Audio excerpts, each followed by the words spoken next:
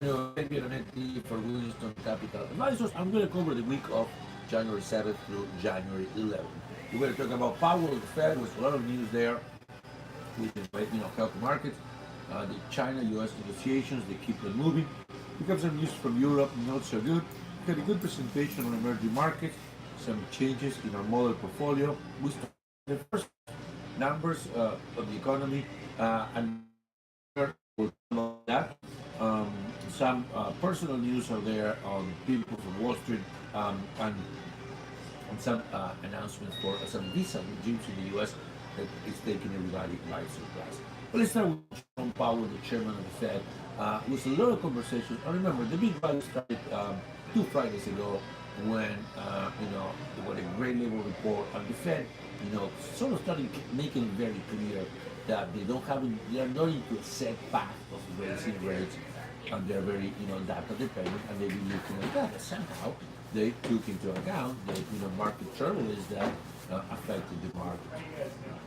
Powell gave a lot of interviews that were on schedule, but he used them and really clarify that the flexibility, the risk management approach, and the fact that they will be looking at the data before taking immediate. There are some banks that are thinking that we will wait as long as July before the new raise interest. Clearly, it's a window of opportunity. It's a lot of time, and the market took off, together with very good news on labor and also on Christmas sales. And also, the fact that the China-U.S. negotiations have advanced very fast, very well, with a lot of detail and a lot of connectivity. Both sides are saying that it's big advance. They close on Friday of this week, but you had the #1 guy and #1 advisor to Xi Jinping matters will be in Washington January 30, 31st. It's a very good sign. Remember, we have tariffs that go from 10 to 25% January 1st, but they have been suspended for 3 months. And according to analysts, China is really into a mood on and do a comprehensive, very large trade with the United States. In Europe, we have some bad news. Germany industrial production came way below expectations, and then later France. A lot of the missed expectation was China related, was in the export of autos, a big market for BMW, Mercedes, the luxury business, Audi. And in France, less so of an explanation. The consumer and investor confidence in Europe has been coming down. It's a little bit, so we'll close that. We will follow very close because IB is a leading indicator and it has a high correlation with GDP. So we'll be looking. We had a presentation on emerging markets from the Libro of Lovista. Unfortunately, it was in Spanish, but very much we are viewed that lower rates will have a dollar that's at least less aggressive. I wouldn't say lower dollar, but definitely less aggressive.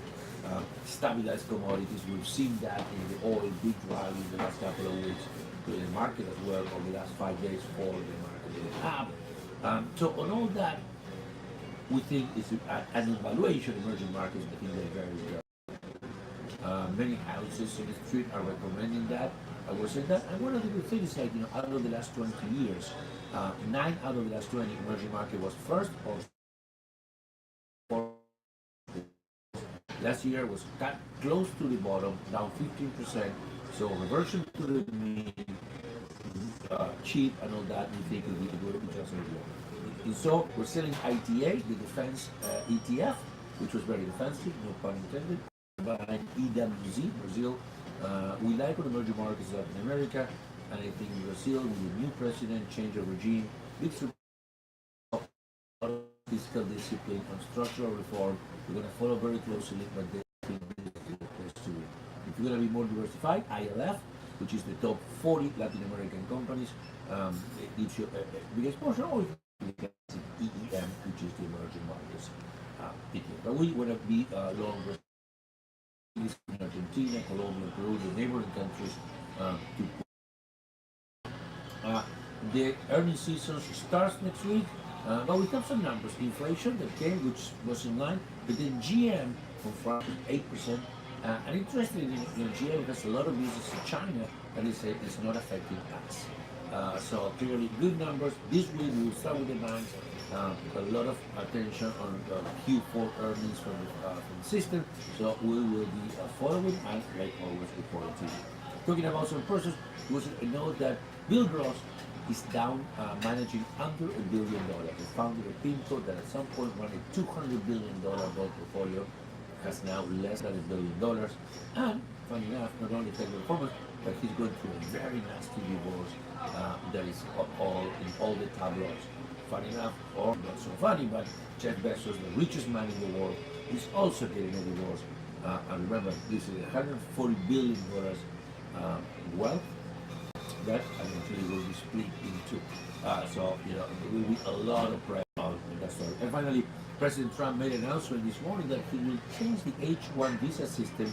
This is the one that mostly the financial system, the financial industry and the technology industry used to bring skilled workers into the country.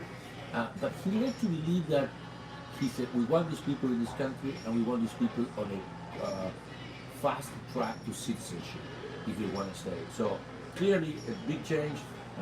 It's taking everybody by surprise. We don't have the details, but we'll probably know more in a few days.